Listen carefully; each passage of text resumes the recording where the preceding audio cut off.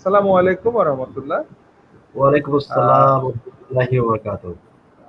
আজকে friend federation 98 গ্রুপের পক্ষ থেকে আমরা ডক্টর মোহাম্মদ আমিনুজ্জামান ফিজিওথেরাপিস্ট ভাইকে স্বাগতম জানাচ্ছি।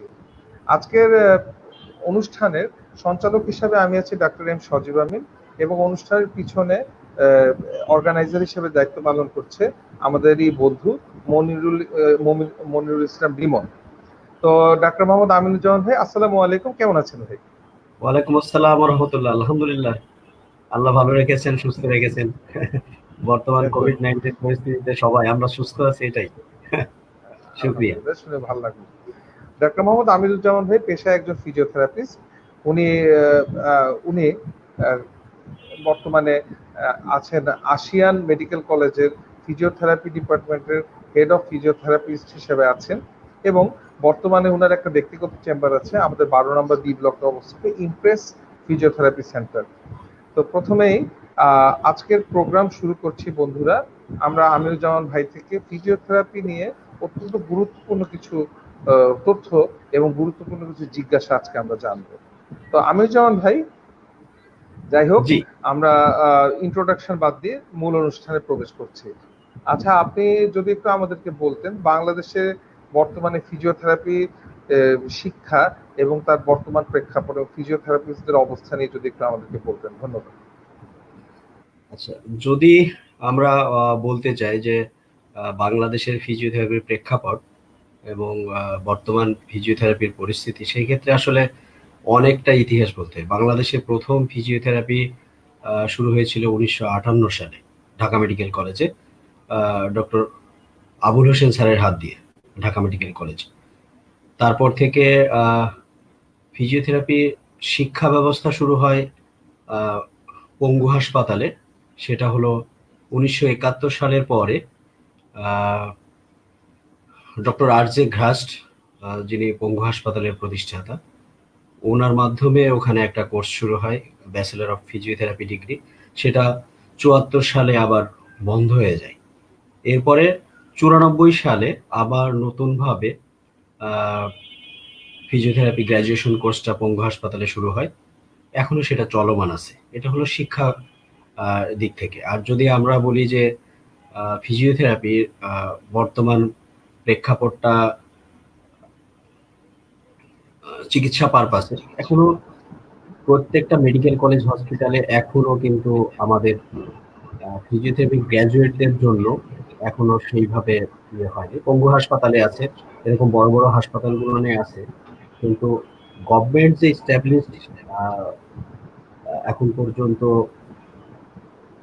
আপনি সার্ভিস বলেন বা ইয়ে, সেটা এখনো ওইভাবে চালু নেই।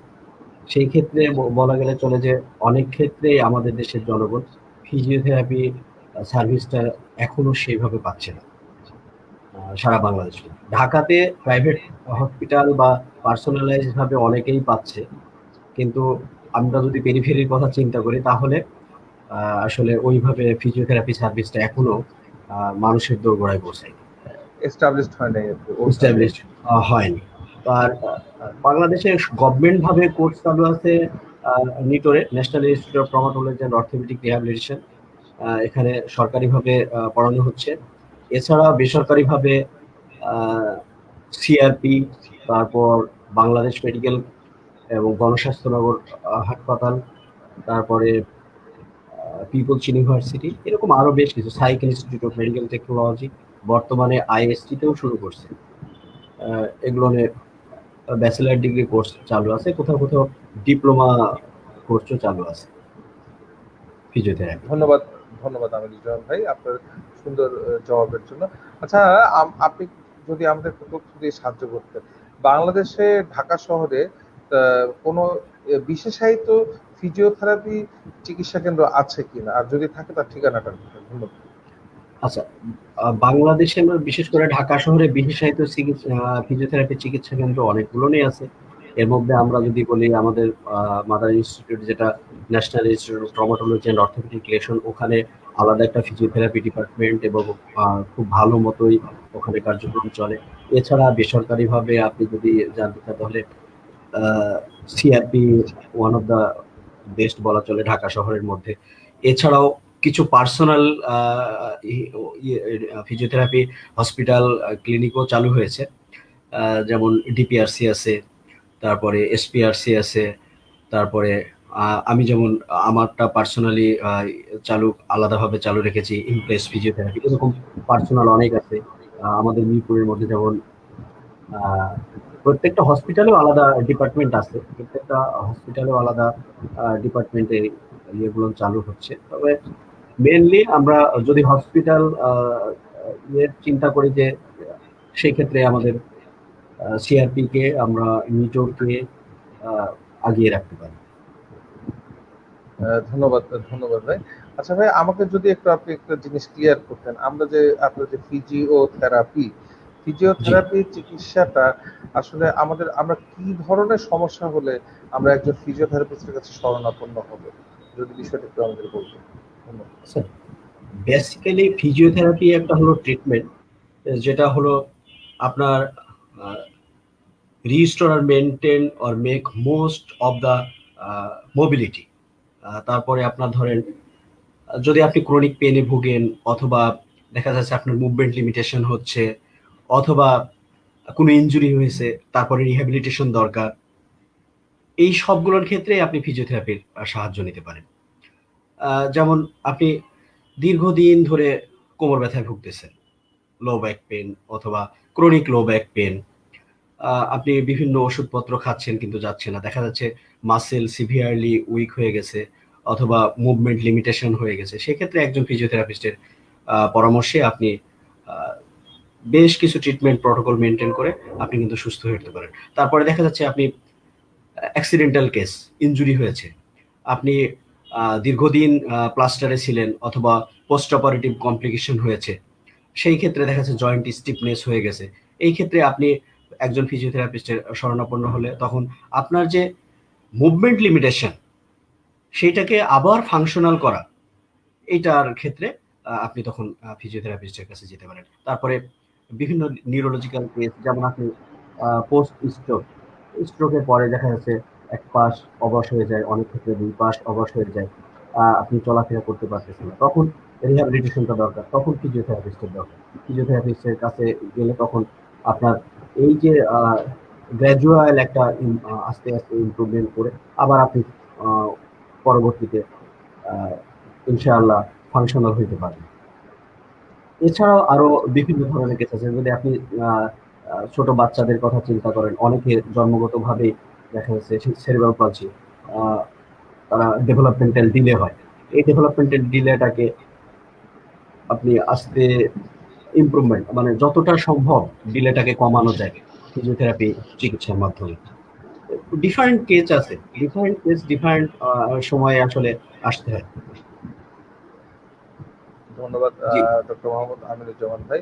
আচ্ছা আমিনুজ্জামান ভাই, আমি আপনাকে একটা জিনিস জানতে চাচ্ছি, এই যে অনেক সময় জি, স্ট্রোকের কারণে দেখা যাচ্ছে যে বডির এক পাশ প্যারালাইজ হয়ে যাচ্ছে। জি, তো জি। এই জিনিসটা থেকে ফিজিওথেরাপি চিকিৎসাটা কি, এবং এর থেকে পুরো সম্পূর্ণ কি রিকভার করে কিনা পেশেন্ট, যদি একটু আমাদের বলতে। ধন্যবাদ। আচ্ছা, আহ, ধন্যবাদ ডক্টর সদীপ ভাই, আপনি খুব ভালো একটা কোশ্চেন করেছেন। স্ট্রোকে আসলে ম্যাক্সিমাম ক্ষেত্রে দেখা যাচ্ছে মানুষের যে কোনো এক পাশ অবশ হয়ে যায়, কারো কারো ক্ষেত্রে দুই পাশও হতে পারে বাইল্যাটারাল স্ট্রোক হলে। তো সেই ক্ষেত্রে দেখা যায় যে অবশটা হয়ে যায়, বা মুভমেন্ট একেবারে করতে পারে না, মাসেল গুলোর প্যারালাইসিস হয়ে যায়। সেই ক্ষেত্রে ফিজিওথেরাপি খুবই গুরুত্বপূর্ণ ভূমিকা পালন করে তাকে আবার পূর্বের অবস্থায় ফিরে আনতে। এটাও আসলে আহ, নির্ভর করে আহ, কিছু প্রোগ্রেসিভ সাইনের উপরে। যেমন আমাদের কিছু বডি ফাইন মুভমেন্ট আছে, আমরা সেগুলোর পরীক্ষা করে দেখি যে আসলে মুভমেন্ট গুলো কত তাড়াতাড়ি আসতেছে, সেগুলোর উপরে নির্ভর করে রোগী কতটা তাড়াতাড়ি সুস্থ হয়ে উঠবে। সো আমরা আমাদের কাছে যখন রোগীটা মেডিকেলি স্টেবল হওয়ার পরে, সাধারণত স্ট্রোক হওয়ার পরে ম্যাক্সিমাম ক্ষেত্রে দেখা যাচ্ছে অনেক আইসিইউতে থাকে বা হসপিটালাইজ থাকে, পরে যখন মেডিকেলি স্টেবল হয় তখন আসলে ফিজিওথেরাপিটার দরকার হয়। তো মেডিকেল স্টেবল হলে ফিজিওথেরাপিতে যখন আসলো, ফিজিওথেরাপিস্ট অ্যাসেস করে তার আসলে কোন কোন মাংসপেশি আহ, দুর্বল হয়েছে, কোন কোন মাংসপেশি দুর্বল হয়েছে সেটার উপরে নির্ভর করে যে আমরা তাকে ইমপ্রুভমেন্ট করানোর জন্য একটা ট্রিটমেন্ট প্রোটোকল তৈরি করা হয়। দেখা যাচ্ছে যখন একটা পেশেন্টের উইদিন 1 উইক ফাইন মুভমেন্ট বলতে আমরা হাতের অথবা পায়ের আঙ্গুলের মুভমেন্ট গুলো যদি চলে আসে, তাহলে আমরা ধরে নিই যে 1 থেকে 2 মাসের মধ্যে পেশেন্টটা নর্মাল লাইফে ফিরে আসবে। কিন্তু এই ফাইন মুভমেন্ট গুলান যদি আরো দেরিতে আসে, সেই ক্ষেত্রে পেশেন্টের ইমপ্রুভমেন্টে দেরি হয়। তো আমরা যেটা করি, আমরা প্রত্যেকটা মাংসপেশি অ্যাসেসমেন্ট করে দেখি তাদের পাওয়ার আছে কতটুকু আছে, গ্রেডিংটা কিরকম, সেইটার উপরে নির্ভর করে আমরা ট্রিটমেন্ট প্রোটোকল তৈরি করি। প্রথম অবস্থায় দেখা যাচ্ছে ফ্লিকার কন্ট্রাকশন থাকলে একরকম, যদি গ্র্যাভিটি এলিমিনেটেড পজিশনে তার মুভমেন্ট থাকে একরকম, তারপরে যদি এগেনস্ট গ্র্যাভিটি মুভমেন্ট থাকে সেটার ক্ষেত্রে একরকম, আবার যদি ফেয়ার অ্যামাউন্ট অফ রেজিস্ট্যান্স দিয়ে মুভমেন্ট থাকে সেইটাকে একরকম। মানে এই এই ডিফারেন্ট মুভমেন্ট প্যাটার্নের উপরে নির্ভর করে তার যে শক্তিশালীটা আছে, সেই শক্তিটাকে বাড়ানোর জন্য আমরা তখন এক্সারসাইজ প্রোটোকল তৈরি করি। সেই অনুসারে আমাদের ট্রিটমেন্ট প্রসিডিউরটা চলে এবং গ্র্যাজুয়ালি এটা ইমপ্রুভ করতে থাকে। এরপরে তাদের শুরু হয়, আপনার ধরেন যদি একটা বেডরিডেন পেশেন্ট থাকে, বেডরিডেন পেশেন্টটাকে আমাদের চিন্তা থাকে যে কিভাবে বসবে। ঠিক আছে, যখন একটা পেশেন্ট বসতে পারে তখন আমাদের চিন্তা ভাবনা থাকে কিভাবে সে দাঁড়াবে। এরপরে যখন সে দাঁড়াতে পারে, ব্যালেন্স ঠিক হবে, তখন আমরা চিন্তা করি কিভাবে সে হাঁটবে। সো এক একটা ধাপে ধাপে ধাপে ধাপে আস্তে আস্তে ব্যালেন্স, কোঅর্ডিনেশন ইত্যাদি মেনটেন করে একটা পেশেন্টকে ইমপ্রুভ করানো হয়। এই ক্ষেত্রে মেনলি এক্সারসাইজ প্রোটোকলটাই বেশি কাজ করে। এটা মাসেলের গ্রেডিং অনুসারে, যেমন ফ্লিকার কন্ট্রাকশন থাকলে একরকম, যদি গ্র্যাভিটি এলিমিনেটেড পজিশনে মুভমেন্ট হয় সেখানে একরকম, তারপরে এগনেস্ট গ্র্যাভিটিতে মুভমেন্ট হলে একরকম, against gravity with some amount of resistance একরকম। তারপরে আমরা নর্মাল লিম্বের সাথে কম্পারেটিভ স্টেটমেন্টে ম্যাক্সিমাম অ্যামাউন্ট অফ রেজিস্ট্যান্স দিয়ে মাসেল পটটা যখন ফিরে আসে তখন আমরা চিন্তা করি যে ইয়ে হয়। তো হেমিপ্লিজিক পেশেন্টদের ক্ষেত্রে ম্যাক্সিমাম ক্ষেত্রেই দেখা যাচ্ছে অপোজিট লিম্বকে কাজে লাগিয়েও সে হাঁটার চেষ্টা করে, তখন টিল্টিং মুভমেন্ট হয়। আমাদের উদ্দেশ্য থাকে উইদাউট টিল্টিং মুভমেন্ট করে যেন নর্মালি সে হাঁটতে পারে, এই ধরনের জিনিসটা চিন্তা করা, যাতে করে ফিজিওথেরাপি ট্রিটমেন্ট ছাড়া আসলে এটা সম্ভব হয় না। অনেক ক্ষেত্রে মাসেল স্টিমুলেশন আমরা দিয়ে থাকি যদি স্পাস্টিসিটি না থাকে, কারণ ডিফারেন্ট টাইপ অফ প্যারালাইসিসের মধ্যে প্রথমে ফ্ল্যাক্সিড হয়, তারপরে স্পাস্টিসিটি আসে, স্পাস্টিসিটিটা ডিচ্যাপেয়ার হওয়ার পরে গিয়ে তার ইমপ্রুভমেন্টটা শুরু হয়। সো এইটাও একটা প্রোগ্রেশনের সাইন যে কত তাড়াতাড়ি স্পাস্টিসিটিটা আসছে এবং কত তাড়াতাড়ি ডিচ্যাপেয়ার করতে পারছে সেটার উপরে স্ট্রোক পেশেন্টের রিহ্যাবিলিটেশন প্রোগ্রামটা নির্ভর করে। সো যদি আর কিছু। ধন্যবাদ আমির জামান ভাই, আপনার সুন্দরভাবে জিনিসটা আমাদের বুঝিয়ে বলার জন্য। আমাদের এখানে একজন বন্ধু, সে একটা প্রশ্ন করছে, শারীরিক প্রতিবন্ধীদের জন্য কোন আধুনিক কোন প্রযুক্তি আবিষ্কার হয়েছে কিনা। আসলে কি ধরনের শারীরিক প্রতিবন্ধী সে বলছে প্রতিবন্ধী, এটা জানা দরকার। আসলে শারীরিক প্রতিবন্ধী কি জন্মগত শারীরিক প্রতিবন্ধী, নাকি অ্যাক্সিডেন্টাল কারণে হয়েছে, নাকি অন্য কোনো কারণে শারীরিক প্রতিবন্ধী হয়েছে? তার লোয়ার লিম্ব কি ডিফর্ম না আপার লিম্ব ডিফর্ম, আসলে এটা তো সে স্পেসিফিক কোশ্চেন আসলে ভালো হয়। জি, আমি দেখতে পাচ্ছি শারীরিক প্রতিবন্ধীর জন্য আধুনিক কোনো প্রযুক্তি আবিষ্কার হয়েছে কিনা। উনি কি ধরনের শারীরিক প্রতিবন্ধী সেটার উপরে নির্ভর করবে। যে আমরা আধুনিক প্রযুক্তি বলতে আমরা সাধারণত বুঝি যে হয়তো ইউজ অফ অ্যাসিস্টিভ ডিভাইস। হ্যাঁ, তো সেই অ্যাসিস্টিভ ডিভাইসটা কি ধরনের, আসলে ওনার কি ধরনের শারীরিক প্রতিবন্ধকতা রয়েছে সেটার উপরে নির্ভর করবে যে আমরা আসলে বলতে পারি। আচ্ছা, এখানে একজন শুধুমাত্র অসুস্থ রোগীর ক্ষেত্রে কি থেরাপি প্রযোজ্য, নাকি সুস্থ ব্যক্তির জন্য কোনো থেরাপি বা এমন কোনো বিষয় আছে বলতে? আচ্ছা, সুস্থ ব্যক্তি বলতে যদি সুস্থ থাকে তাহলে তো সুস্থতার জন্য তার কোনো ফিজিওথেরাপি নেওয়া দরকার না। উনি যদি এখন মনে করেন যে জিম সেটা কিন্তু আবার আলাদা বিষয়। আমরা থেরাপি যেটা বলছি এটা ট্রিটমেন্ট পারপাস। ও স্পোর্টস থেরাপির কথা বলছে, মানে স্পোর্টস থেরাপি মানে বলছে। হ্যাঁ, উনি হয়তো এরকম বলবেন। হ্যাঁ, স্পোর্টস কিন্তু থেরাপিস্ট। যদি অসুস্থ না হয়, therapy is a treatment. So আমি যদি অসুস্থ না হয় তাহলে কেন ট্রিটমেন্ট নিব? নাইস। আচ্ছা ভাই, জিবিএস বা গুলেন গুলেন বিয়ার বারি সিনড্রোম, সিনড্রোম, জি, জিয়াবারি সিনড্রোম বলে, এই গুলেন বারি সিনড্রোম, জি। জিবিএস টা যখন হয় তখন আমরা যতটুকু জানি বডি সেন্ট্রালাইজ, টোটাল বডিটা প্যারালাইজড হয়ে যায়। এই রাইট। জিবিএস থেকে কি ফিজিওথেরাপি চিকিৎসার মাধ্যমে রিকভার করা যায় কিনা, এটা কতটুকু সাকসেসফুল চিকিৎসা হয় যদি একটু আমাদের বলতে, ধন্যবাদ। আসলে এইখানেও কিন্তু সজীব ভাই আপনি অনেক ভালো একটা কোশ্চেন করেছেন। গুলেনবারি সিনড্রোমে আমরা দেখি যে আমাদের পুরো বডিটাই প্যারালাইসিস হয়ে যায় due to central nervous system আপনার ইয়ের কারণে। তো অনেক সময় ট্রাকিওস্টোমিও দরকার হয়, আইসিইউতে দীর্ঘদিন থাকা লাগে, আইসিইউতে দেখা যাচ্ছে অনেক দিন থাকা লাগে। সো এটা আইসিইউতে থাকা অবস্থায় মেডিকেলি স্টেবল না হলেও ওইখানে অবস্থায় কিন্তু প্যাসিভ মুভমেন্ট দিয়ে আপনার মাসেল মাংসপেশির পাওয়ার গুলান ঠিক রাখা। কারণ দীর্ঘদিন যদি আমরা ইমোবিলাইজ অবস্থায় থাকি তাহলে এমনিতেই জয়েন্ট স্টিফনেস হয়, মাসেল ডিসিউজ অ্যাট্রফি যেটা বলে, মাংসপেশিগুলো শুকিয়ে যায়। সো তখন থেকেই কিন্তু আমাদের আইসিইউতেই ফিজিওথেরাপি সার্ভিসটা শুরু করা দরকার হয়। এবং সেটার উপরে যখন মেডিকেলি স্টেবল হয় ঠিকই ওই স্ট্রোক পেশেন্টের মতোই আমাদের একটা রিহ্যাবিলিটেশন প্রোটোকল মেনটেন করতে হয় করে।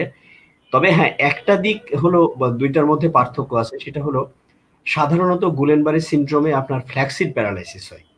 আর স্ট্রোকের ক্ষেত্রে যেহেতু আপার মোটর নিউরন লেশন, ওইটা স্পাস্টিক প্যারালাইসিস হয়। হ্যাঁ, তো সেই ক্ষেত্রে এই ক্ষেত্রে যেটা দেখা হয় আমাদের স্পাস্টিসিটি দূর করার জন্য স্ট্রোকের ক্ষেত্রে একটা প্রোটোকল রাখতে হয়, যেটা গুলেনবারি সিনড্রোমের ক্ষেত্রে না। গুলেনবারি সিনড্রোমের ক্ষেত্রে আমরা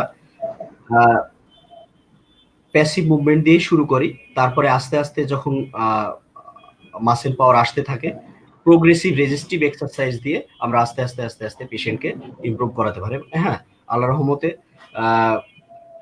পেশেন্ট যদি ঠিক মতো ফিজিওথেরাপি পায় তাহলে আস্তে আস্তে আস্তে আস্তে সে আবার পূর্বের অবস্থায় ফিরে আসতে পারে। এরকম পেশেন্ট আমি পার্সোনালিও অনেকগুলো পেশেন্ট আমি গুলেনবারি সিনড্রোমে দেখেছি। এবং আমি যখন ঢাকা মেডিকেল কলেজ হসপিটালে সিপিআর কোর্সটা করি তখনও আমি অনেকগুলো গুলেনবারি সিনড্রোমের কেস দেখেছি যেগুলো ফিজিওথেরাপির মাধ্যমে খুব দ্রুত সুস্থ হয়ে ওঠে। কিন্তু যেগুলোর আবার ফিজিওথেরাপি পাচ্ছে না সেগুলো কিন্তু অত তাড়াতাড়ি আহ, সুস্থ হতে পারে না, বা আহ, তাদের হাঁটা চলায় সমস্যা হয়ে থাকে আর কি। জি, সজীব ভাই। আচ্ছা, আচ্ছা ভাই, এই যে জিনিসটা, তার মানে আপনি যেটা বলতে চাচ্ছেন জিবিএস এর যে প্যারালাইসিসটা হয়, এই জিবিএস এর এই প্যারালাইসিস আবার আহ, মানে এটা সুস্থ জীবনে ফিরে আসা সম্ভব, এটা সম্ভব, ফিরেও আসা সম্ভব, জি, সম্ভব। সম্ভব, সম্ভব, হ্যাঁ, এটা সম্ভব। এখানে একটা প্রশ্ন বারবার আসছে, শুধুমাত্র অসুস্থ রোগীর ক্ষেত্রে কি থেরাপি প্রযোজ্য নাকি সুস্থ ব্যক্তির জন্য কোনো থেরাপি বা এমন কোনো বিষয় আছে? ধন্যবাদ বন্ধু সাজ্জাদ মাসুদ তোমার সুন্দর প্রশ্ন করার জন্য। এইমাত্র ডাক্তার মোহাম্মদ আমিনুজ্জামান ভাই এই প্রশ্নটার জবাব দিয়েছে। আমি তোমাকে উনার পক্ষ থেকে এটার একটা সুষ্ঠু সমাধান দিয়ে দিচ্ছি। আসলে ফিজিওথেরাপি, ফিজিওথেরাপি এটা একটা চিকিৎসা ব্যবস্থা, এটা একটা চিকিৎসা ব্যবস্থার নাম। এবং আমাদের শারীরিকভাবে কোনো ধরনের মাসেল অথবা হাড়জনিত কোনো ধরনের অস্বাভাবিকতা অথবা নড়াচড়ায় কোনো ধরনের সমস্যা হলে অথবা ঘাড়ের তীব্র ব্যথা হলে আমরা ফিজিওথেরাপিস্টের শরণাপন্ন হই। এটা একমাত্র অসুস্থ ব্যক্তিদেরকেই দেয়া হয়। সুস্থ ব্যক্তির জন্য ফিজিওথেরাপির বিষয়টা হচ্ছে যারা স্পোর্টস করে, ক্রিকেট খেলে, ভলিবল খেলে, ফুটবল খেলে, তারা হচ্ছে সুস্থ ব্যক্তি। ওই খেলাজনিত কোনো সাময়িক অসুস্থতা অথবা খেলাজনিত কোনো মাসেলের যদি টান খায়, রক টান খায়, সেটার জন্য আবার ফিজিওথেরাপির একটা অন্য ধরনের ব্যবস্থা আছে। কিন্তু সজীব ভাই, সম্পূর্ণ যখন যখন সে আঘাত পেল খেলাজনিত কারণে, সেটাও কিন্তু অসুস্থ তখন সে। হ্যাঁ, সেটা তো একটা অসুস্থতা। তো সেই সব কারণেই ফিজিওথেরাপির যে চিকিৎসার ব্যবস্থাটা আছে, সুস্থ ব্যক্তির আসলে ফিজিওথেরাপিস্টের কাছে যাওয়ার প্রয়োজন নেই যদি না তার কোনো ধরনের শারীরিক সমস্যা থাকে। বন্ধু সাজ্জাদ, আমি মনে হচ্ছে তুমি মনে হয় প্রস্তুতির জবাব পেয়েছো। আচ্ছা, ডক্টর মোহাম্মদ আমিনুজ্জামান ভাই, একটা কথা আমি জানি, বাংলাদেশে বর্তমানে আনুমানিক ফিজিওথেরাপিস্টের সংখ্যা কতটুকু হবে? যদি আমরা বলি গ্রাজুয়েট ফিজিওথেরাপিস্ট, ব্যাচেলর ডিগ্রিধারী, তাহলে অ্যাবভ 2000 আছে, 2000-এর উপরে গ্র্যাজুয়েট ফিজিওথেরাপিস্ট আছে বাংলাদেশে এখন। 16 কোটি মানুষের জন্য যদি 2000, মাত্র 2000 ফিজিওথেরাপিস্ট থাকে, 2000 তাহলে গ্র্যাজুয়েট না, আমি ইট ইজ আমি তো খুবই ইনসাফিসিয়েন্ট, খুবই এখন ইনসাফিসিয়েন্ট। আপনি আপনি গ্রাজুয়েট বলছেন, এখন আমি যদি ডিপ্লোমা হিসেব করি, ডিপ্লোমা হয়তো আর বড় 4000 অথবা 6000 হইতে পারে, তাও তো হচ্ছে টোটাল সংখ্যা হচ্ছে 8000। তাহলে হ্যাঁ, তাহলে তো কিন্তু তাহলে তো এগুলোর হচ্ছে ক্ষেত্রেও 8000। সার্ভিস দেওয়া সম্ভব না। আর আর এই সমস্তগুলোর ডিপ্লোমা ডিপ্লোমারা তো অতটুকু অর্গানাইজ ভাবে শিক্ষাটা গ্রহণ করছে না, যেটা একজন করছে না। ব্যাচেলর ডিগ্রিধারী করছে। হ্যাঁ, তো একদম ঠিক কথা আমাদের বলেছেন। তো কমপ্লিকেটেড কেসের জন্য ব্যাচেলরের কাছে আসতে হবে, ডিপ্লোমার কাছে তো আহ, ওরকম আমরা যাব না। তো সেক্ষেত্রে আমরা ধরে নিতে পারি 2000 আর কি ফিজিওথেরাপিস্ট বর্তমানে আছে হ্যাঁ, আমাদের হ্যাঁ। দেশে। এই যে ফিজিওথেরাপি চিকিৎসা ব্যবস্থাটা, যদি আপনি আমাদেরকে একটু ফিজিওথেরাপি বিষয়ের মধ্যে আপনারা কোন কোন বিষয়গুলো আছে, যেমন ধরুন অকুপেশনাল থেরাপি, হ্যাঁ, অকুপেশনাল হ্যাঁ। থেরাপি আর ফিজিওথেরাপির মধ্যে যদি একটু পার্থক্য যদি আমাদের বুঝায় বলতে। ধন্যবাদ। আচ্ছা, অকুপেশনাল থেরাপি এবং ফিজিওথেরাপির মধ্যে খুব সহজে আমি একটু পার্থক্যটা বলে দিই। অনেকে এই দুইটাকে একটু সিনোনিমাস ভেবে ফেলে, ঠিক আছে? জি। অনেক ক্ষেত্রে সিনোনিমাস ভেবে ফেলে। হ্যাঁ, আমি একটু আপনাকে ক্লিয়ার করে দিলে বলে বুঝে দিই আমি সেটা। ফিজিওথেরাপিস্টরা একদম প্রাইমারিলি ধরেন আপনার আহ, কাজ করে যেটা, সেটা হলো prevent or healing the injury, ঠিক আছে? সরাসরি prevent or healing the injury. গোলটা কি থাকে? গোলটা থেকে হলো পেশেন্টকে তার পূর্বের অবস্থায় ফিরিয়ে আনবে থ্রু এক্সারসাইজ, হতে পারে ডিফারেন্ট টেকনিক, হতে পারে or others technique through therapeutic exercise or electrophysical use of electrophysical agent or others, ঠিক আছে? পিটি ফিজিওথেরাপিস্ট কি করে? তারা ইভালুয়েট করে, ডায়াগনোসিস করে মুভমেন্ট ডিসফাংশনকে, তারপরে তারা ওই ট্রিটমেন্ট করে ইনজুর্ড টিস্যুকে, ঠিক আছে? So physical therapy usually perform, এটা এটা তারা হচ্ছে তাদের যে কোনো একটা পার্সোনাল চেম্বার অথবা হসপিটাল এগুলো নেই। আর ওটির ক্ষেত্রে যেটা বেসিক ডিফারেন্সটা আমি বলতেছি, সেটা হলো তারা কি করে পেশেন্টের মানে ম্যাক্সিমাম মানে অপটিমাইজ ইন্ডিপেন্ডেন্স, তারা একদম ইন্ডিপেন্ডেন্স হওয়ার জন্য তাদের এনভায়রনমেন্টাল যে মডিফিকেশন এবং অ্যাক্টিভিটি অফ ডেইলি লিভিং, ঠিক আছে, এইটাকে ঠিক করার জন্য যে কাজটা হয় সেটাও সাধারণত অকুপেশনাল থেরাপিস্টরা করে। তার মানে আপনার বাসায় ধরেন আপনি স্ট্রোক করার পরেই দেখা যাচ্ছে আপনি উঠতে বসতে বা হুইল চেয়ার নিয়ে চলাফেরা করতে সমস্যা হচ্ছে, সেই ক্ষেত্রে আপনার বাসার মধ্যে একটা এনভায়রনমেন্টের মডিফিকেশন দরকার হয়। তারপরে আপনার দেখাচ্ছে daily activity of daily living, মনে করেন আপনি গ্রিপ করতে চাচ্ছেন, আপনি ধরতে চাচ্ছেন একটা চামচ, ধরতে পারছেন না, তখন কি হয়? ওই চামচের হয়তো হ্যান্ডেল যেটা আছে সেটাকে আমরা একটু মোটা করে দিয়ে গ্রিপ করতে চাচ্ছি। Organ organ modification and exercise, যেটা আর কি হ্যাঁ, অর্গান মডিফিকেশন অর্গান। মানে ওই আপনার হচ্ছে ইনভায়রনমেন্টাল মডিফিকেশন। মোট কথা হলো ইনভায়রনমেন্টাল মডিফিকেশন মানে আমি ধরেন আমার ডিভাইসটাকে আমি একটু মডিফাই করে তাকে গ্রিপ করা সাহায্য করতেছি। তারপরে আমি যে প্যাসেজটা হুইল চেয়ার যেখান দিয়ে যাবে সেই এরিয়াগুলোর মডিফিকেশন করতেছি, বা আমার অন্যান্য যেসব ডেইলি লিভিং এর যে বিষয়গুলো আছে সেই বিষয়গুলো আসলে অকুপেশনাল থেরাপিস্ট সাধারণত দেখে থাকে।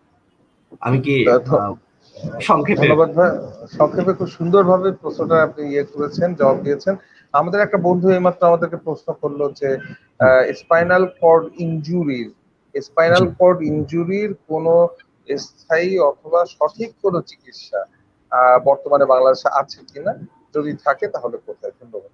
আচ্ছা, স্পাইনাল কর্ড ইনজুরি, আসলে স্পাইনাল কর্ড ইনজুরি বলতে আমরা যেটা বলতেছি, ধরেন এটা যে কোনো মানে এটা কি কর্ড ইনজুরি বলতে আপনি ধরেন 2-3 ধরনের হয়। একটা হলো কনক্লুশন আর ডাইরেক্ট সেকশন। ভাই একটু একটু একটু যদি বাংলায় বলতেন, ধন্যবাদ।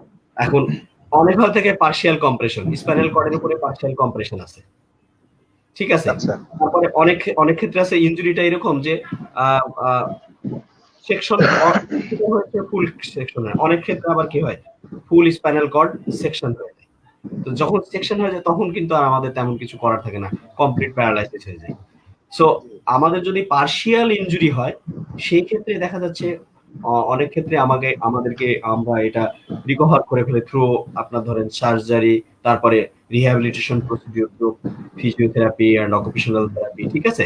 এটা হচ্ছে ইয়ে করা সম্ভব হয়, কিন্তু কমপ্লিট যদি ইনজুরি হয়, ইনকমপ্লিট ইনজুরি হলে আমরা সাধারণত স্পাইনাল কর্ড ইনজুরি থেকে সার্ভাইভ করে আসা সম্ভব হয়। কারণ স্পাইনাল কর্ড ইনজুরি তখন হবে যেহেতু স্পাইনাল কর্ড ইনজুরি আপনার আপার মোটর নিউরন লেশনের ক্ষেত্রে এটা হলো হাইলি স্পাস্টিক প্যারালাইসিস হয়ে যায়। তো এই ক্ষেত্রে স্পাস্টিসিটি দূর করাটা বিশাল একটা কঠিন ব্যাপার হয়ে যায়। তো আমরা যদি ডিকম্প্রাইজ না করতে পারি স্পাইনাল কর্ডকে, তাহলে কিন্তু আমাদের ওই স্পাস্টিসিটি থেকেই যায়। আর স্পাস্টিসিটি যখন থেকেই যায় তখন এর মাসেলের টোন গুলান অনেক বেড়ে যায়।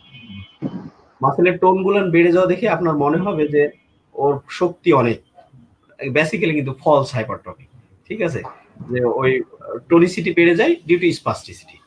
সো আমাদের স্পাইনাল কর্ড ইনজুরির ক্ষেত্রে যে ট্রিটমেন্ট নাই সে কথা বলা যাবে না। যদি পার্শিয়াল ইনজুরি হয় সেই ক্ষেত্রে ট্রিটমেন্টটা বাংলাদেশে অনেক ক্ষেত্রেই সম্ভব হচ্ছে, কিন্তু যদি দেখা যাচ্ছে কমপ্লিট ইনজুরি হয়ে যায় তখন কিন্তু আসলে লোয়ার লেভেল প্যারালাইসিস, যে প্যারালাইসিস ছাড়া আর কোনো গতি নেই। স্পাইনাল কর্ডটা সমস্যা হয়েছে তার নিচ থেকে সে যে এরিয়ায় সাপ্লাই দেয় সেই অংশগুলো আমাদের অবশ হয়ে যায় এবং সেটা, তবে হ্যাঁ ট্রিটমেন্ট বলতে যেটা বোঝা যায়, যদি প্যারালাইসিস হয়েও যায় আর ইমপ্রুভ করার মানে কর্ডের থেকে ইমপ্রুভ করা সম্ভব নাও হয়, তাও তাকে ফিজিওথেরাপি অথবা এনভায়রনমেন্টাল মডিফিকেশনের মাধ্যমে অকুপেশনাল দুইটাই তার ইয়ে করতে হবে, শুধুমাত্র মেনটেন আপনার জয়েন্ট রেঞ্জ গুলা ঠিক রাখার জন্য বা অন্য মাংসপেশির কতটুকু শক্তি আছে সেটুকু মেনটেন করার জন্য হলো ফিজিওথেরাপি ট্রিটমেন্ট দরকার হবে। ধন্যবাদ ভাই, আপনি এই প্রশ্নের জবাব দেওয়ার জন্য। আমি তারপরও জিনিসটা আরেকটু সহজতর করে দিচ্ছি। আমাদের আমিনুজ্জামান ভাই ওনার মেডিকেল টার্ম ইউজ করেছে, আমাদের স্বাভাবিক বন্ধুদের যদি একটু বোঝার জন্য আমি একটু এখানে ইন্টারপ্রেটার হিসেবে কাজ করতে চাচ্ছি, যদি আমিনুজ্জামান ভাই আমাকে অ্যালাউ করেন। হ্যাঁ, অবশ্যই অবশ্যই। আমিনুজ্জামান ভাই যেটা বলতে চাচ্ছেন আমাদেরকে, যে আসলে যে স্পাইনাল কর্ডটা আমাদের মস্তিষ্ক থেকে কেন্দ্রীয় স্নায়ুতন্ত্র থেকে মেরুদণ্ড দিয়ে একটা নার্ভ বা একটা তার যেটা আমাদের দেহ মুখে চলে যায়, আমাদের মস্তিষ্কে সকল ধরনের বার্তাগুলো এটা বহন করে, এটা মেরুদণ্ড দিয়ে যায়, এটাকে আমরা বলি স্পাইনাল কর্ড আর কি, আমি সহজ বাংলায় বলছি। যখন রশ্মির দেখা মতো যাচ্ছে এই থেকে শুরু লম্বা হ্যাঁ লম্বা, পর্যন্ত। এটা এটা যদি ইনজুরি হয় তাহলে আমিনুল ভাই যেটা বলতে চাচ্ছি যে যদি ছোট ইনজুরি হয় বা প্রাথমিকভাবে যে সমস্যাটা সেটা সহজেই বাংলাদেশে সমাধান করা সম্ভব, কিন্তু যদি ইনজুরিটা অনেক বেশি হয়, দেখা যাচ্ছে স্পাইনাল কর্ড ছিঁড়ে যায় অথবা স্পাইনাল কর্ডে দেখা যাচ্ছে প্রেরণা একদম কমপ্লিটলি অ্যাবসেন্ট থাকে, মানে ওর কোনো রিফ্লেক্স থাকতেছে না, মানে একটা আপার বডির উপরের অংশের সাথে নিচের অংশের যোগাযোগটা বিচ্ছিন্ন, সেটা আসলে রিকভার করা বা একদম সুস্থভাবে ফিরে আসাটা প্রায় অসম্ভব ব্যাপার। আমিনুজ্জামান ভাই, আমি হয়তো একটু সহজে হয়তো বোঝানোর চেষ্টা করলাম, সরি, ঠিক আছে। একটু সহজে আমার বন্ধুদের বোঝায়। আমিনুজ্জামান ভাই, আপনাকে একটা প্রশ্ন আমার করালো আমি সামলাতে পারছি না, যেটা হচ্ছে যে এই যে আমাদের দেশে অর্থোপেডিক চিকিৎসা ব্যবস্থা বা অর্থোপেডিক ডক্টর আর জি। ফিজিওথেরাপিস্ট, এই দুটার মধ্যে যদি একটা পার্থক্য আমাদেরকে একটু বলতে হবে। আচ্ছা, কিছু কিছু ক্ষেত্রে দেখা যাচ্ছে একই ধরনের কেস আমরা ট্রিট করে থাকি অর্থোপেডিক্স এবং হচ্ছে ফিজিওথেরাপিস্টরা, যেমন আপনার ব্যাক পেইন, তারপরে হচ্ছে নেক পেইন, নি পেইন, মোটামুটি এগুলো। কিন্তু অর্থোপেডিক্সের এই জিনিসগুলোর অর্থোপেডিক্সটাও অবশ্যই দেখেন, সাথে তাদের প্রয়োজন ফিজিওথেরাপি হলে আমাদের কাছে আবার রেফারও করে দেন, সেগুলো আমরা আবার পরে অ্যাসেস করে দেখে আমরা ট্রিটমেন্ট দেই। কিন্তু মেনলি যেটা আছে, যেমন ডাইরেক্ট রোড ট্রাফিক অ্যাক্সিডেন্ট, যেমন ফল ইনজুরি, তারপরে দেখা যাচ্ছে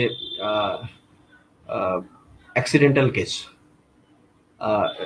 এনি সর্ট অফ ফ্র্যাকচার, তারপরে আপনার হেড ইনজুরি বলেন বা এই ধরনের যেগুলো কেস আছে, এগুলো সরাসরি যেগুলোর অপারেশন প্রয়োজন, যেমন প্রোল্যাপস ইন্টারভার্টিব্রাল ডিস্ক বা সার্ভাইকাল প্রোল্যাপস ইন্টারভার্টিব্রাল ডিস্ক, অথবা অন্যান্য ক্ষেত্রে যেসব অপারেশন প্রসিডিউর, এইসব ক্ষেত্রে এগুলো কিন্তু সম্পূর্ণটা আসলে অর্থোপেডিশন। আমাদের ক্ষেত্রে, আমাদের দেশের ক্ষেত্রে দেখা যায় যে আসলে ম্যাক্সিমাম ক্ষেত্রে কেসগুলান অর্থোপেডিক্স এর কাছেই চলে যায়, অর্থোপেডিক্স ডক্টরদের কাছে যায়, এবং সেখান থেকে রেফার হয়েই বেসিক্যালি আমাদের কাছে আবার আসে, যে ওনারা তখন চিন্তা করেন আমাদের কাছে ফিজিওথেরাপি লাগবে, তখন পাঠাই দেন। কিছু কিছু ক্ষেত্রে দেখা যাচ্ছে যে যারা অনেকে জানে যে এই ধরনের কেসগুলান ফিজিওথেরাপিস্টরা দেখেন, তখন তারা সরাসরিও কিন্তু আমাদের কাছে আসেন যে আমার কোমরে ব্যথা, অথবা আমার ঘাড়ে ব্যথা, অথবা আমার হাঁটুতে ব্যথা, অথবা এই ধরনের।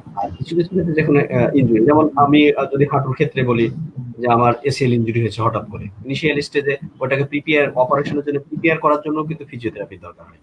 আবার অপারেশনের পরে পরবর্তী সময়ে ফিজিওথেরাপি দরকার হয়।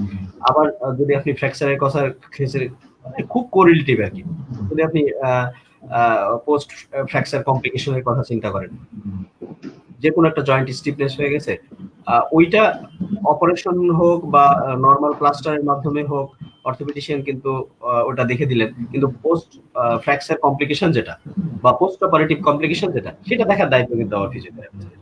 সো সবগুলো নিয়ে আপনি যদি চিন্তা করেন আসলে কোরিলেটিভ, হ্যাঁ, একটার পরে এক একটা আসে, অথবা এক একটার জন্য আর কোনো কোনো ক্ষেত্রে যে অপারেশন করার পূর্ববর্তীতেও ফিজিওথেরাপি দরকার হয়, আবার কোনো কোনো ক্ষেত্রে অপারেশনের পরবর্তীতে লং টার্ম একটা ফিজিওথেরাপি দরকার হয়। সো আমরা আসলে মিলাই ফেলি অনেক সময়, আবার অনেক সময় এটা মিলানোর কিছু নাই, যার যার কেস সে সে তার জায়গা থেকে ট্রিটমেন্ট করবে, এটাই হলো। ধন্যবাদ আমিনুজ্জামান ভাই আপনার সুন্দর প্রশ্নের জবাব দেওয়ার জন্য।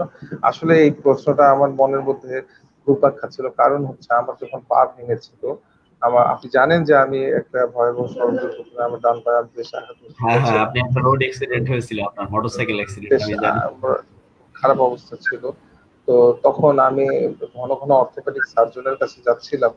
তো অর্থোপেডিক সার্জন আমাকে ফিজিওথেরাপিস্টের কাছে যেতে না বলে খালি আমাকে বুদ্ধি দিয়েছিলেন যে পানিতে পা চুবায়ে পা একটু নড়লে দেখা যাচ্ছে যে আমার সুস্থ হয়ে যাবে।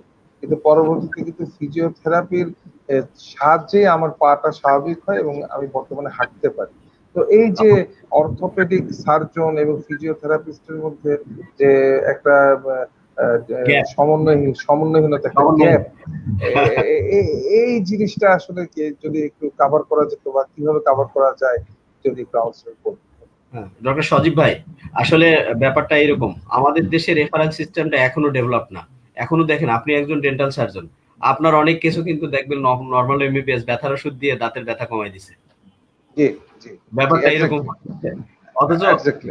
তাদের কিন্তু এই বিষয়ে আসলে ইয়ে করার দরকার ছিল না, আপনাকে সরাসরি আপনার কাছে একজন ডেন্টাল সার্জনের কাছে পাঠিয়ে দিবে, অথবা জি, যে কোনো একজন, এক্স্যাক্টলি, এটা তার সমাধানের জন্য এটা দরকার ছিল। কিন্তু দরকার আমার ছিল। মনে হয় ফিজিওথেরাপি যে শিক্ষাটা, এটা প্রান্তিক পর্যায়ে। ফিজিওথেরাপি জিনিসটা কি, আমাদের প্রান্তিক জনগোষ্ঠী, গ্রামের মানুষ, তাদেরকে যদি একটু বোঝানো যেত যে এই ধরনের একটা চিকিৎসা ব্যবস্থা আছে, এটার ফলে মানুষের এই মাসেল, এই জিনিসগুলা আসলে বাংলাদেশে যে ফিজিওথেরাপির যে রেনেসা বা উত্থান, এটা কিন্তু বেশি দিনের না।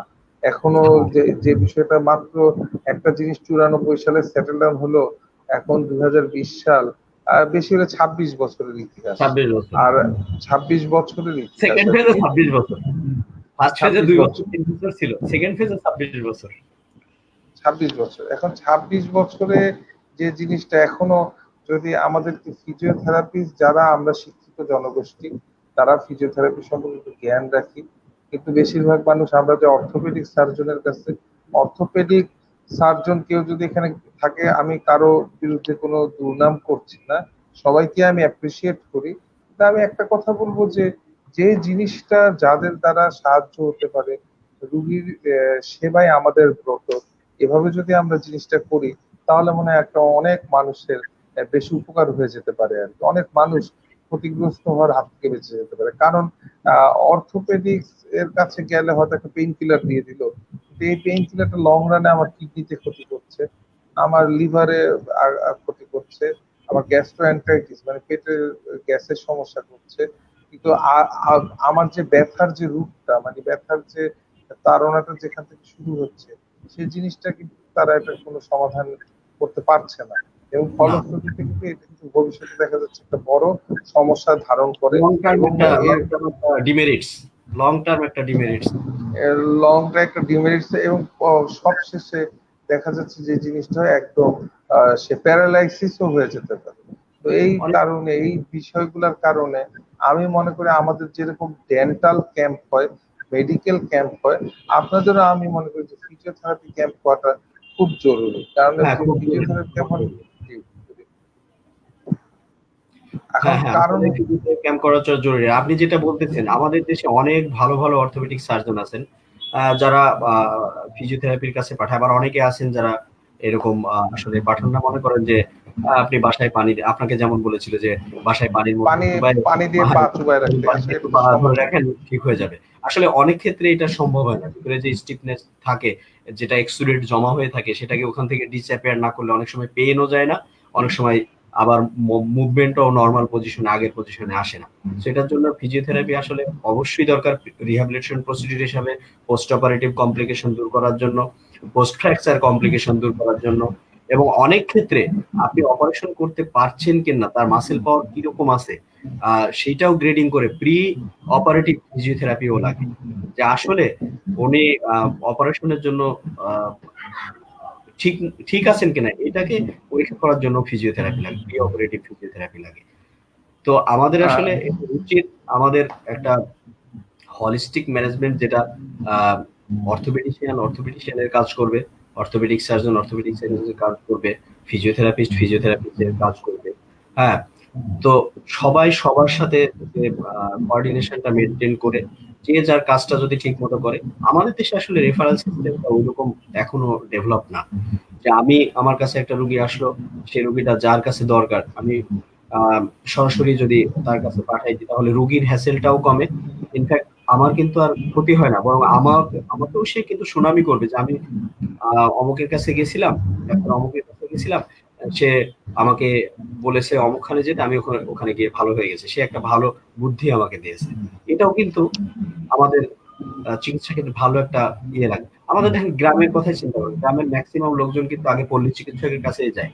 তারা কিন্তু ওই দোকানে গিয়ে ওষুধ খায় অথবা পল্লী চিকিৎসকের, তাদেরকে কিন্তু পরে জিজ্ঞেস করে যে আমি কোথায় যাবো। তারাও কিন্তু একটা ডাক্তারের নাম করে যে অমুক জায়গায় যান, গেলে হয়তো আপনি ভালো হবেন।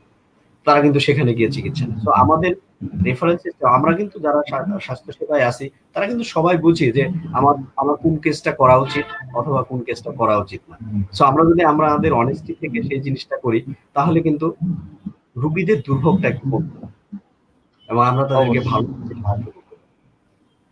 অবশ্যই, অবশ্যই এই জিনিসটা একদম একদম সঠিক কথা বলেছেন। আমি যেভাবে আসলে যে জিনিসটা হচ্ছে, আমি যেটা মনে করি আমাদের দেশে যে বিষয়টা, জাতি হিসাবে আমরা বেশ উন্নয়নশীল, কথা ঠিক আছে, কিন্তু আমরা বাঙালি হিসাবে আমরা মনে হয় একটু হীনমন্যতায় ভুগি, যার ফলে অত ইনসিকিউর বা নিরাপত্তাহীনতায় ভুগি। আমরা হয়তো মনে করি যে ফিজিওথেরাপিস্টের কাছে পাঠাইলে দেখা গেল রুগীটা আমার হাতছাড়া হয়ে গেল, বিষয়টা আসলে সেটা নয়। আমাদের প্রত্যেকটা না, রুগী একটা স্বপ্ন, একটা সমাধানের উদ্দেশ্য নিয়ে প্রতিটা চিকিৎসকের কাছে আসে। এখন আমি হ্যাঁ, যদি চিকিৎসাটা করতে না পারি, তাহলে আমার উচিত রুগীটা যেভাবে করে উপকৃত হবে সেই জায়গায় পাঠায় দেওয়া। সেই কিন্তু জায়গায় পাঠায় দেওয়া। রুগীটাকে যদি আমি ধরে রাখি, তাহলে দেখা যাচ্ছে যে রুগীটার একটা ক্ষতি হচ্ছে, এবং এই ক্ষতি হয়। ক্ষতিটা দীর্ঘমেয়াদী ক্ষতি হচ্ছে, কিন্তু আমরা আমরা দেখা যাচ্ছে এই বিষয়গুলা আমরা নোটিস করতে চাই না। আসলে এই যে বিষয়টা, আমাদের যে নতুনদের যে উত্থান, এই যে ফিজিওথেরাপিস্ট, এই যে ফিজিওথেরাপি একটা চিকিৎসা ব্যবস্থা, একটা অর্গানাইজড একটা চিকিৎসা ব্যবস্থা, অর্গানাইজ চিকিৎসা ব্যবস্থা। একটা অর্গানাইজড একটা চিকিৎসা ব্যবস্থা, এবং এই জিনিসটার যে কতটুকু আমাদের মানবদেহের সাথে এটা কতটুকু প্রয়োজন, আমি নিজের চোখে দেখেছি একজন ফিজিওথেরাপিস্ট, একটা মাসেল তারা মাসেল এবং যে বোন, যে অর্থোপেডিক যে বিষয়গুলা, এবং বিশেষত মাসেল এবং তাদের যে নার্ভের যে রিলেশন গুলা, এবং যে টেন্ডন, এই বিষয়গুলো নিয়ে তারা যতটুকু জ্ঞান রাখে এবং যতটুকু নলেজ রাখে, আমার ক্ষুদ্র জ্ঞানে যতটুকু ধারণা, যে এমবিবিএস এও হয়তো এতটুকু ধারণা দেওয়া হয় না, কেননা এমবিবিএস টা হচ্ছে জেনারেল চিকিৎসক। আচ্ছা, একটা প্রশ্ন এসেছে, আমার স্পাইনাল কর্ডে ছুরির আঘাতের পর আমি পায়ের শক্তি হারিয়ে ফেলেছিলাম, কিন্তু পায়ে বোথ ছিল, কিন্তু অপারেশনের পর পায়ে যে বোথ ছিল তা চলে যায়, এটা কেন হলো আচ্ছা, ভাই যদি একটু বলুন। আহ, খুব দুঃখজনক ব্যাপারটা আসলে। আহ, আসলে ওনার ইনজুরিটা কি ধরনের ছিল সেটা জানলে বোঝা যেত। অপারেশন করে হয়তো তাকে ডিকম্প্রেস করার চেষ্টা করা হয়েছে, কিন্তু ডিকম্প্রেশনটা সম্ভব হয়নি। আর ডিকম্প্রেশনটা সম্ভব না হওয়ার কারণে হয়তো স্পাইনাল কর্ডে যদি সামান্য ফোটাও আর একটু আঘাত বেশি লেগে যায়, সেই ক্ষেত্রে কিন্তু আর ফেরার সম্ভাবনা থাকবে না। তো আমি অপারেশন করলাম, অপারেশন করে দেখা যাচ্ছে আমার ডিকম্প্রেশন মানে ওখান থেকে চাপটা তুলে নেওয়ার আমার চেষ্টা ছিল, কিন্তু দেখা যাচ্ছে চাপটা আমি তুলে নিতে পারলাম না।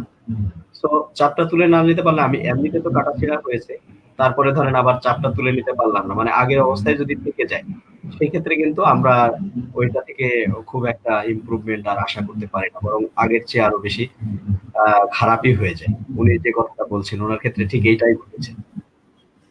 এটা থেকে রিকভার করার কোনো উপায় নেই ভাই?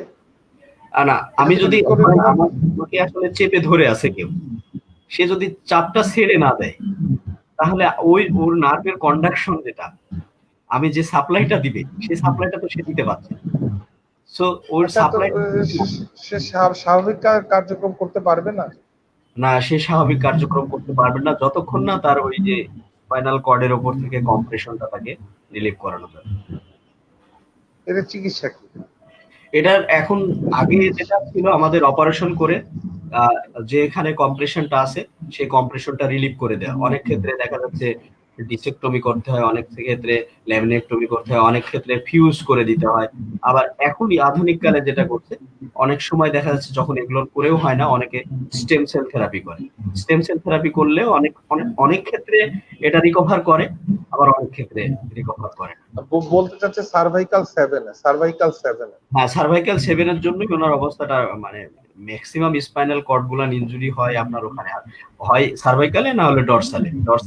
ডরসালে বেশি হয় আর সার্ভাইকালে বেশি হয়। সার্ভাইকাল 7 মানে ধরেন আপনার ওনার হাতে কিছু শক্তি থাকবে, আর পরের দিক থেকে একদম ইয়ে পর্যন্ত পুরোটাই থাকবে।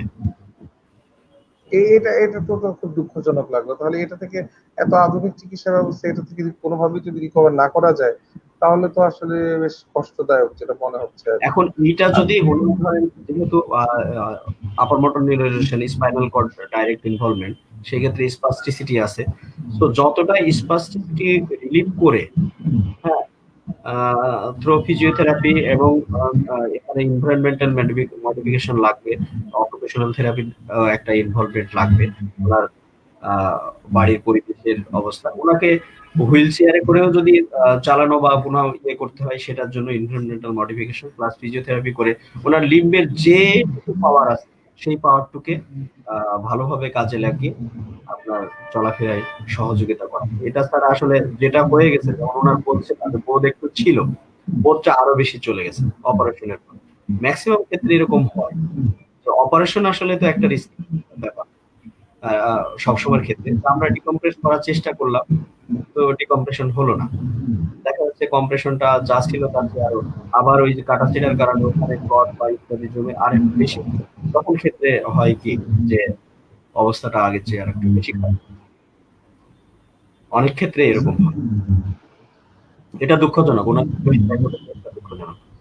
এখন আমি আমার যে বন্ধুটা এই প্রশ্নের জবাব দিয়েছে, আমি তার জ্ঞাতার্থে বলছি, বন্ধু তোমাকে অবশ্যই একজন ফিজিওথেরাপিস্টের চেম্বারে ভিজিট করতে হবে।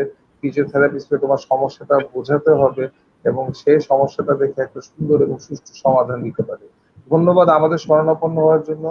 আমাদের ডাক্তার মোহাম্মদ আমিনুজ্জামান ভাই, উনি ইমপ্রেস ফিজিওথেরাপি সেন্টার, মিরপুর 12 নম্বর বি ব্লক, রোড নাম্বার 4 তে অবস্থিত উনার যে চেম্বারটা, যেটা হচ্ছে ইসলামী ব্যাংকের পিছনে ডান পাশে আর কি। সেখানে এসে তুমি দেখাতে পারো। আমাদের প্রোগ্রামের ঠিক শেষ হওয়ার আগে দিয়ে অথবা আমিনুজ্জামান ভাই তার একটা ভিজিটিং কার্ড আমাদের আমাদের মেসেঞ্জারে দিয়ে দিলে, তোমাদের সাহায্যের জন্য আমরা এটা আবার আমাদের গ্রুপে শেয়ার করব। আমাদের যে 2-3-4 হাজার ফ্রেন্ড আছে তারা জিনিসটা দেখতে পারবে এবং তাদের যে কোনো ধরনের ফিজিওথেরাপি চিকিৎসায় ডাক্তার মোহাম্মদ আমিনুজ্জামান ভাই আমাদেরকে হেল্প করবে। এটাই আমাদের বিশ্বাস। কি ইনশাআল্লাহ, আমি ইনশাআল্লাহ, অবশ্যই বিষয়টা সৎভাবে সৎভাবে হেল্প করার চেষ্টা করবো ইনশাআল্লাহ। আচ্ছা, আমি যেমন ভাই আরেকটা জিনিস জানতে চাচ্ছি যে এই যে ফিজিওথেরাপি যে চিকিৎসাটা আমাদের যে আমি তো একজন ডেন্টাল সার্জন মানে দাঁতের ডাক্তার। আমাদের জি, যে ম্যাক্সিলোফেশিয়াল রিজনে এই যে অনেক হ্যাঁ, সময় টেম্পোরোম্যান্ডিবুলার জয়েন্ট টিএম যে দেখা যাচ্ছে যে হ্যাঁ, লক হয়ে টেম্পারামেন্টাল গেছে, ঠিক, মুখ হা করতে গিয়ে দেখা গেছে যে মুখটা লক হয়ে গেছে। এডুকেশন হয়ে তো যায়, হ্যাঁ। এইটার যদি একটু ম্যানেজমেন্ট আমাদের হতো। আচ্ছা, অনেক ক্ষেত্রে হয় কি যে হা করতে গেলে টিএম জয়েন্ট অনেক সময় সাবলাঞ্চ হয়, অনেক সময় আবার ঠিক আছে? তো জি। সেক্ষেত্রে হয় কি আমাদের ওইখানে ফিক্স আপ করে চোয়ালটা আস্তে করে বন্ধ করে দিলে দেখা যাচ্ছে আগের পজিশনে চলে যায়। ঠিক আছে? পজিশনে চলে যায়। কিন্তু এইটা স্টেবিলাইজ করার পরে আবার বেশ কিছুদিন ইয়ে রাখতে হয়। ও ওভার হা যদি করে তাহলে আবার কিন্তু আবার ডিসলোকেট হওয়ার সম্ভাবনা থাকে। কারণ অ্যাসোসিয়েটেড যে এরিয়াটা হয় ওগুলা কিন্তু কি বলবো কিছুটা রিল্যাক্স মতো হয়ে যায়। হ্যাঁ? তো সেই ক্ষেত্রে আ আ আমরা যদি আবার রিডাকশন করার পরে জয়েন্ট স্টেবিলাইজ করার পরে কিছুদিন ফিজিওথেরাপির শরণাপন্ন থাকে। যেমন ওখানে পেইনটা রিলিভ করার জন্য কিছু মডালিটিস ইউজ করা লাগে। অনেক সময় মাসল পাওয়ারটাকে ডেভেলপ করার জন্য কিছু মডালিটিস ইউজ করা লাগে। সাথে কিছু জেন্টল এক্সারসাইজ করা লাগে। ঠিক আছে? এটা করলে এটা আবার পূর্বের অবস্থায় ফিরে আসে। আলহামদুলিল্লাহ কোনো সমস্যা হয় না। আর এটার সাথে তো আপনাদের আরো বেশ কিছু আ জিনিসও আপনারা পেয়ে থাকেন। যেমন মুখের রিলেটেড বেলস পালস অনেক সময় ক্রেনিয়াল নার্ভ অনেক সময় ওই ঠিক কাছাকাছি ওই জায়গায় ইয়ে হয়ে যায়। মুখ একবার বেঁকে যায় অনেক সময়। এটার ক্ষেত্রেও ফিজিওথেরাপি ছাড়া আসলে পূর্বের অবস্থায় ভাইরাল ইনফেকশন অনেক সময় আছে। কিন্তু ভাইরাল ইনফেকশন ছাড়া যদি ফেসিয়াল নার্ভ মানে সেভেন্থ ক্রেনিয়াল নার্ভের কোনো সমস্যা হয়, ফেসিয়াল নার্ভ পালসি হয়, তখন কিন্তু এটা ফিজিওথেরাপি ছাড়া পূর্বের অবস্থায় ফিরে আসে না। ফিজিওথেরাপি করলে আলহামদুলিল্লাহ একদম কমপ্লিট আগের মতো হয়ে যায়। তো পুরোপুরি সুস্থ হয়ে যায়। ধন্যবাদ ডক্টর মোহাম্মদ আমিনুজ্জামান ভাই। আচ্ছা, আমিনুজ্জামান ভাই, আমাদের গ্রুপ এডমিন আমাকে একটা প্রস্তাব দিয়েছে, এটা আপনি মনে হয় দেখতে পেলেন। আমাদের এখানে আসলে একটা ডক্টরস কর্নার আছে যেখানে জি, এনলিস্টেড থাকে ডক্টররা। তো জি। আপনার যদি সম্মতি থাকে তাহলে আপনার যে ভিজিটিং কার্ডটা আমি ওখানে শেয়ার করতে চাচ্ছি, যাতে করে আমাদের এই ফিজিওথেরাপি রিলেটেড যে কোনো প্রবলেমের জন্য আমাদের যে 2-3 হাজার করে বন্ধু আছে তারা হয়তো আপনার হ্যাঁ, সাথে যোগাযোগ করবে, যদি আপনার সম্মতি থাকে। ধন্যবাদ। হ্যাঁ, ইনশাআল্লাহ করতে পারেন। কোনো সমস্যা নেই। ঠিক ঠিক আছে ভাই, এটা অত্যন্ত আনন্দিত হলাম, অত্যন্ত সুন্দর, আমার এগুলো অত্যন্ত ভালো লাগলো। আচ্ছা, আমিনুজ্জামান ভাই, একটা জিনিস আমি জানার লোভ সংবরণ করতে পারছি না। অনেক দিন ধরে আমাদের বাংলাদেশে ফিজিওথেরাপিস্টদের একটা মনের দাবি, তাদের মনের অন্তরাত্মার দাবি যে বাংলাদেশে একটা ফিজিওথেরাপি কাউন্সিল প্রতিষ্ঠা করার।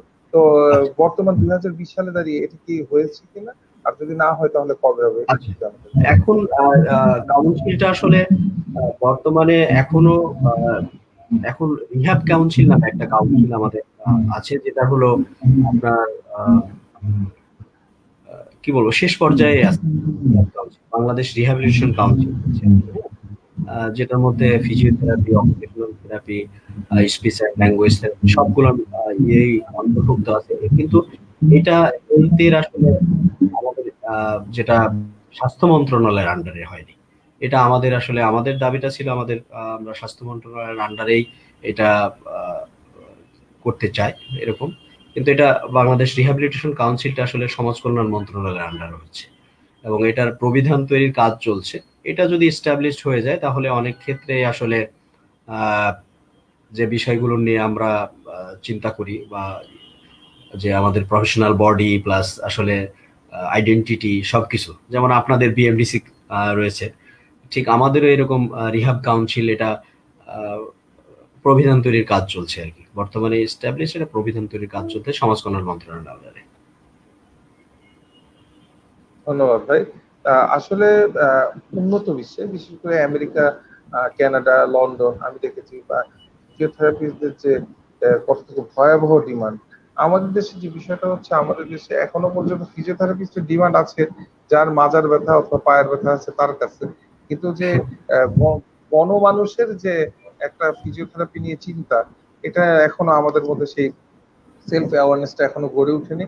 তবে ফিজিওথেরাপি শিক্ষার যে অভূতপূর্ণ একটা উন্নতি দেখা যাচ্ছে। যেমন দেখা যাচ্ছে 2000 সালে যখন আমি একবার ফিজিওথেরাপিতে ভর্তি হয়েছিলাম, পরে আমি আবার ডেন্টালে ভর্তি হই, তখন আমি দেখেছিলাম যে খালি BSc physiotherapy, BSc occupational therapy ছিল। পরবর্তীতে আমি দেখলাম BSc clinical speech and language therapy, তারপর হচ্ছে আরো কিছু সাবজেক্ট মনে হয় অ্যাড হয়েছে পরবর্তীতে। এই বিষয়ে অনেক যদি একটু সাবজেক্ট আমাদের, অ্যাড হয়েছে, অনেক সাবজেক্ট অ্যাড হয়েছে। জি, জি এটা যদি একটু আমাদের বলতেন। আমি জানতাম না তো আপনি ফিজিওথেরাপিতে ভর্তি হয়েছেন, এখন জানলাম। হ্যাঁ, আমি ভর্তি হয়েছিলাম সিআরপিতে ভর্তি হয়েছিলাম, কিন্তু আচ্ছা, 2000 সালে আমি আমি ভর্তি যখন হয়েছিলাম, পরবর্তীতে আমার চেঞ্জ আমার হয়েছে। ইতিহাসটা ওইরকম, আমার ইতিহাসটা বললে আপনি খুব ইয়ে হবেন। আমি আমি যখন ফিজিওথেরাপিতে ভর্তি হই তার আগে অলরেডি আমি ঢাকা ইউনিভার্সিটিতে 1 বছর পড়াশোনা করেছি। ঢাকা ইউনিভার্সিটিতে ভূতত্ত্ব বিজ্ঞানে 1 বছর পড়াশোনা করেছি। আচ্ছা এরপরে আচ্ছা। নিটোরে তখন আমাদের আমাদের ক্ষেত্রে খুব কম সংখ্যক ছিল, অত্যাধিক কম সংখ্যক ছিল আমাদের ক্ষেত্রে। তখন মাত্র 15 জন করে অ্যাডমিশন নেওয়া হতো, 15 জন করে সারা বাংলাদেশ হ্যাঁ থেকে, হ্যাঁ, 15 জন সরকারিভাবে চাকরি পেত। তো আমি তাদের মধ্যে একজন ওই সময়। তো মাশাআল্লাহ মাশাআল্লাহ। তো এই হলো ওই সময়। তখন তো আমাদের আসলে ম্যাক্সিমাম আমরা যখন বিএ করেছি তখন ক্লাসগুলো আমরা ঢাকা মেডিকেল কলেজ হসপিটালে করতাম। ঢাকা মেডিকেল কলেজ হসপিটালে আমাদের অ্যানাটমি, ফিজিওলজি, ফার্মাকোলজি সবই কিন্তু আমরা ঢাকা মেডিকেল করেছি। আর আমাদের ইন্টারনাল কিছু ফিজিওথেরাপি রিলেটেড সাবজেক্ট যেগুলো আমরা পঙ্গু হাসপাতালে করতাম, যেমন ক্লিনিক্যাল প্র্যাকটিস, তারপরে আপনার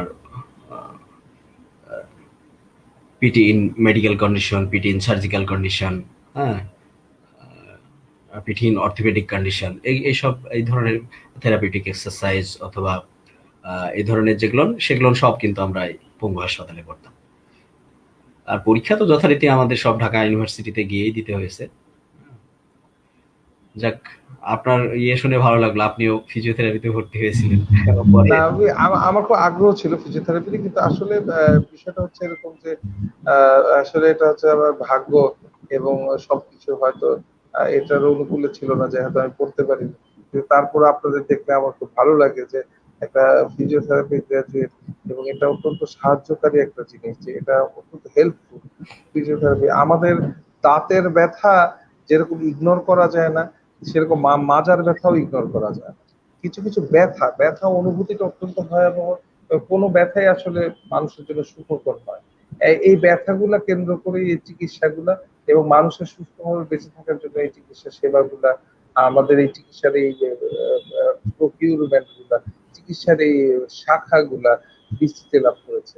একটা জিনিস হচ্ছে বন্ধুরা, একটা জিনিস হচ্ছে যে আমাদের যদি কোনো বন্ধু অথবা আমাদের বন্ধুর বাচ্চা অথবা আমার সন্তান যদি ফিজিওথেরাপি ক্যারিয়ার করতে চায়, তাহলে এটা কিভাবে করে সম্ভব, এবং কতটুকু পড়ার পর বিএসসি ফিজিওথেরাপিতে ভর্তি হওয়া যায়, কোথায় ভর্তি হওয়া যায়, একটু যদি আমাদের বলতেন ধন্যবাদ। আচ্ছা, এটা সরকারিভাবে যদি ভর্তি হতে চাই, ইন্টারমিডিয়েট পাস করার পরে, মানে ইন্টারমিডিয়েট পাস করার পরে আমাদের পঙ্গু হাসপাতাল বর্তমান যেটা, এখনো যেহেতু আলাদা কলেজ এস্টাবলিশমেন্ট হয়নি আমাদের, এটা নিয়ে আসলে খুব ঝুলন্ত অবস্থায় আমরা অনেকদিন ধরেই। গভর্নমেন্ট একটা ফিজিওথেরাপি কলেজ হওয়ার কথা 98 সাল থেকে, এখনো কেন যে হচ্ছে না, এটার টাকা বরাদ্দ আছে, এটার জায়গা বরাদ্দ আছে, এরপরেও কেন জানি এস্টাবলিশমেন্ট হচ্ছে না। যাই হোক, গত 2008 সালে আমাদের প্রাক্তন স্বাস্থ্যমন্ত্রী মহোদয় উনি ভিত্তিপ্রস্তর স্থাপন করেছিলেন, বস্তি স্থায়িত হয়েছিল, তারপরেও কিন্তু এস্টাবলিশমেন্ট হয়নি। এরপর এখন যেটা এখনো আসলে ওইটা আমরা চেষ্টা করতেছি যে কলেজ এস্টাবলিশমেন্ট করার জন্য। তো কেউ যদি ভর্তি হতে চায়, বর্তমানে পঙ্গু হাসপাতালে প্রতি বছরই সার্কুলার হয় এইচএসসি এক্সামের পরে। ওখানে আলাদাভাবে ভর্তি পরীক্ষা দিয়ে ভর্তি হইতে পারে। এছাড়া যদি কেউ প্রাইভেট কোনো অর্গানাইজেশনে পড়তে চায়, সেক্ষেত্রে ফার্স্টে থাকবে হলো সিআরপি, দ্বিতীয় ওয়ানে থাকবে গণস্বাস্থ্যনগর মেডিকেল কলেজ অ্যান্ড হসপিটাল, তারপরে বাংলাদেশ মেডিকেল কলেজ হসপিটাল, তারপরে পিপলস ইউনিভার্সিটিতে বর্তমানে এখন এটা চালু নাই, আগে ছিল।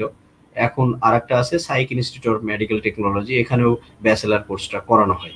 হুম, সো সব মিলায়ে আর ইনস্টিটিউট অফ হেলথ টেকনোলজিতেও বর্তমানে শুরু হয়েছে। এগুলো নিয়ে সে ধন্যবাদ ধন্যবাদ আমিনুজ্জামান ভাই। আসলে আপনার থেকে শুনে জিনিসটা ভালো লাগলো। আসলে আমি যে জিনিসটা জানতে চাচ্ছিলাম যে ইন্টারমিডিয়েটের সিজিপিএ কত পেতে হবে যদি কেউ বিএসসি করতে চায় ফিজিওথেরাপিতে, বিএসসি এবং করতে চাই এখন আমাদের সময় ব্যাপারটা ছিল অন্যরকম। বর্তমানের অ্যাকচুয়াল গ্রেডটা আমি বলতে পারতেছি না, তবে খুব সম্ভব 9 হবে এসএসসি এবং ইন্টার দুইটা মিলে। আর আমাদের সময় ছিল যে আমাদের সময় তখন এমবিবিএস এবং বিডিএস এবং আমাদের তিনটাতেই 1350 মার্ক করে লাগতো। কিন্তু ফিজিওথেরাপির ক্ষেত্রে একটা ক্যাটাগরি করা ছিল যে সার্কুলারে লেখা ছিল যে 1350 মার্ক সাথে অবশ্যই দুইটাতে ফার্স্ট ডিভিশন হইতে হবে। আমি জানি না কেন এটা লিখছিল, কিন্তু সার্কুলারে এরকম লেখা থাকতো যে 1350 মার্ক সাথে দুইটাতে অবশ্যই ফার্স্ট ডিভিশন থাকতে হবে, না হলে আমরা কেউ ভর্তি ফর্ম তুলতে পারবো না। এটা ছিল আমাদের আমাদের ধন্যবাদ আমিনুজ্জামান ভাই। ধন্যবাদ বন্ধুরা, অত্যন্ত কষ্ট করে আজকে আমাদের তোমাদের ব্যস্ততার মাঝেও আমাদের এই প্রোগ্রামে থাকার জন্য। আর আমিনুজ্জামান ভাইকে অত্যন্ত ধন্যবাদ।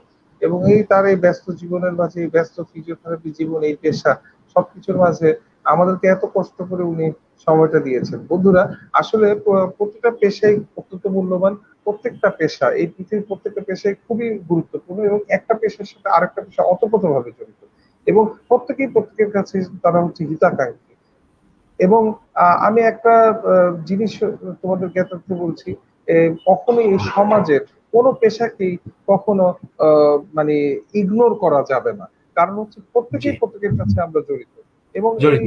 আমি আমি এই ফিজিওথেরাপি যারা যে জিনিসটা, যে এই হাড়, মাজা ব্যথা এবং কোমর ব্যথার সমস্যায় না ভুগে সে ফিজিওথেরাপির যে প্রয়োজনীয়তা সে সেটা বুঝবে না।